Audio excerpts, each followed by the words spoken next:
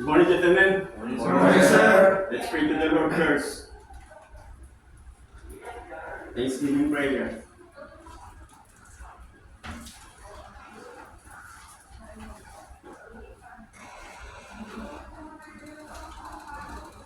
In the name of the Father, and the Son, and the Holy Spirit. Amen.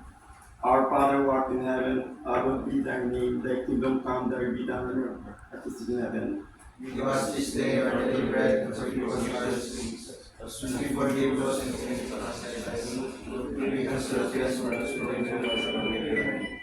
Hail Mary, full of grace, the Lord is with you. Blessed are you among women, and blessed is the fruit of thy womb, Jesus. Holy Mary, Mother of God, pray for us sinners now and at the hour of our death. Amen.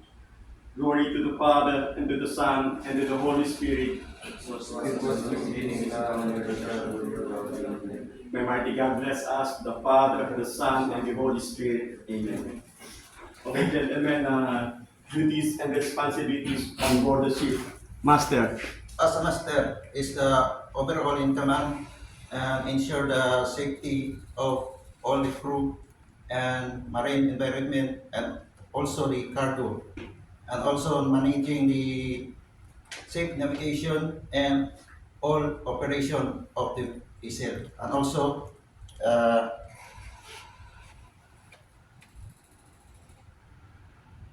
complying the maritime law and regulations. Okay. That's all, sir. Next, Chief Officer. Chief Officer.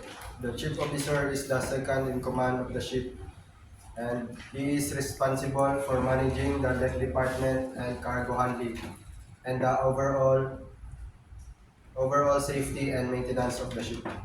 Okay, next, Second Officer. Second officer, the responsibility is voyage planning and navigational equipment on the bridge beside the port, assist chief officer for cargo operation.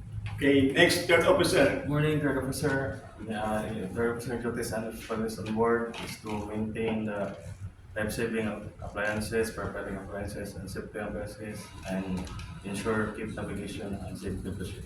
Okay, next, Boson. Also, head of deck maintenance and in charge of preparing mooring on deck during arrival and departure.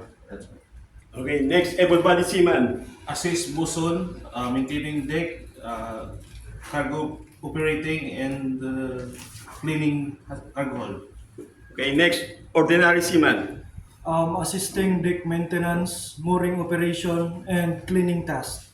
Okay, next, Chief Cook. Chief cook, supervising the kitchen, preparing food, and managing inventory.